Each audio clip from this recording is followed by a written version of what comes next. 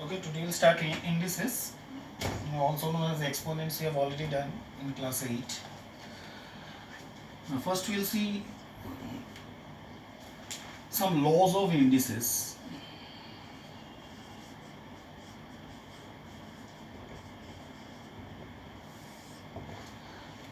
This you already know. The first one is that a to the power m into a to the power n becomes a to the power m plus n. Say for example, say 2 to the power 2 into 2 to the power 3, that becomes 2 to the power 2 plus 3. That means 2 to the power 5, which actually means say 32. Next is a to the power m by a to the power n is equal to a to the power m minus n. So you can understand. So that means suppose 3 to the power 7 by 3 to the power 5, that means 3 to the power 7 minus 5, which is equal to 3 to the power 2 or 9. The next law is a to the power m whole to the power n, that becomes a to the power m into n, right?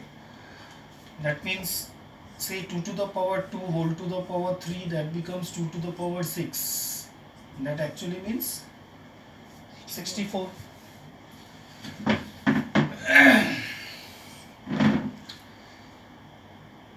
Next one.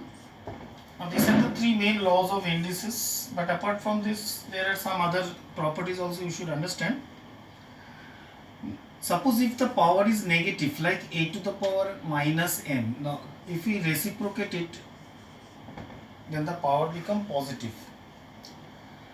That means say suppose 2 to the power minus 3, that becomes 1 by 2 cube, so we can write it as 1 by 8. Similarly, if it is 1 by some negative power, then you can reciprocate it, so it becomes a to the power n, suppose. So similarly we can say that if it is 1 by 3 to the power minus 2, we can write it is 3 square, and that means 9. Similarly, if there is a fraction a by b whole to the power minus m, so you reverse this, inverse the fraction, then the power become positive. So that becomes b to the b by a n whole to the power m. So okay, and actually this means for both. So it actually means b to the power m by a to the power m. Say if you have 3 by 2 and whole to the power minus 2, so we can write it as 2 by 3 and whole to the power 2. So that means it is 2 square by 3 square, and that means it is 4 by 9. Okay. Now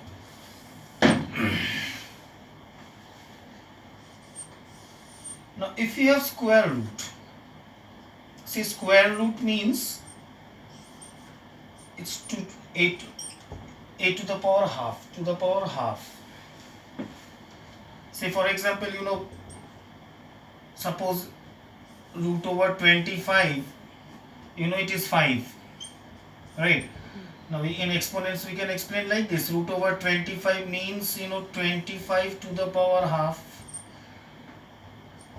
according to this. And now 25 means 5 square and whole to the power half, and then these get cancelled and this is 5. So that means whenever you have square root means to the power half.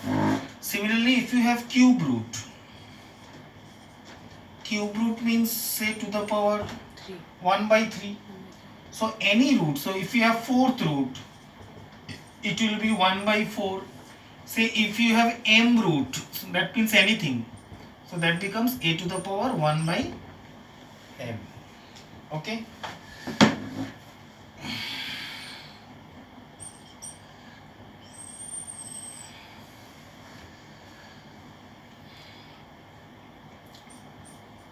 Now any number to the power 0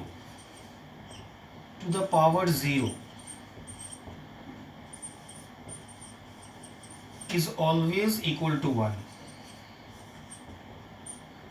naturally except 0. So except 0 is not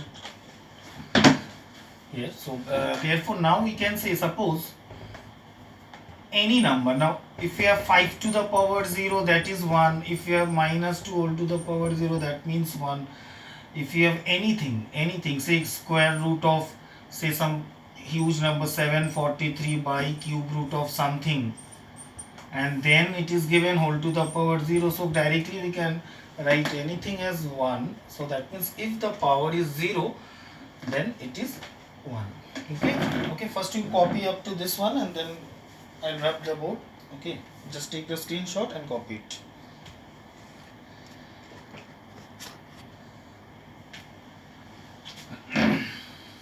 Okay, now the next one is, now if bases are same,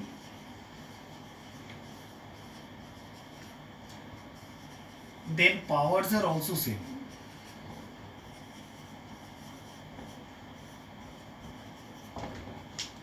That means suppose if a to the power m equals to say a to the power 2, then we can say that m equals to 2, because here both the base are same, so powers are also same.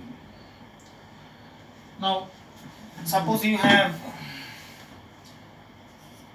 5 to the power x equals to 125, suppose. Now how to solve this one? First I will try to make both the base same.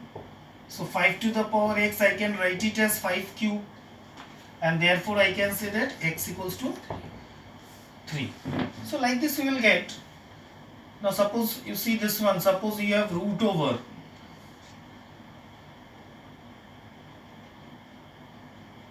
say 125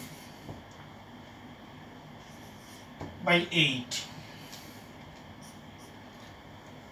say is equal to 2 by 5 and whole to the power x. I am just making it little bit complicated.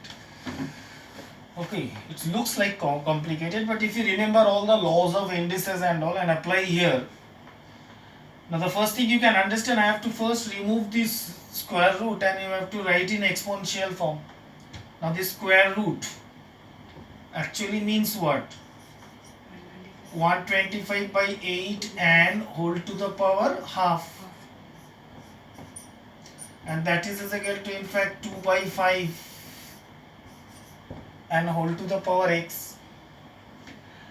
Now you can understand 125 means, if I convert into exponent, so I can write it as 5 cube, and 8 means 2 cube and whole to the power half equals to 2 by 5 and whole to the power x. Now this actually means 5 by 2 whole cube. So I can write it as 5 by 2 whole cube and then into 1 by 2. Because if you remember that one, a to the power m whole to the power m, power get multiplied, so finally we get a to the power mn. So here also it is 2 by 5 and whole to the power x. Now finally I get what? 5 by 2 and whole to the power 3 by 2 is equal to 2 by 5 and whole to the power x. But still you see that the bases are still not same. Here they are just reverse. I have purposely done it this way.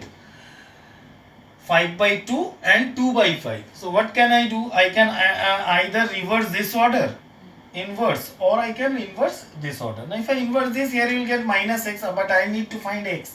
So I can inverse this one, and if I write this one as 2 by 5, this will become minus. If you remember that if the power is negative, if I inverse it, it becomes positive. Now here the power is positive, I am inversing it. So now the power becomes negative. And now you can see both the bases are equal, right? Now both the bases are same. Here the base is 2 by 5, here also the base is 2 by 5. And now we can say that bases are same, then powers are same. So finally now I can say that minus 3 by 2 is equal to x, and finally x equals to minus 3 by 2. Understand?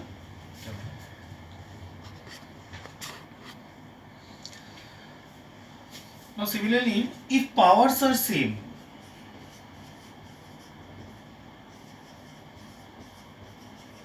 then bases are also same.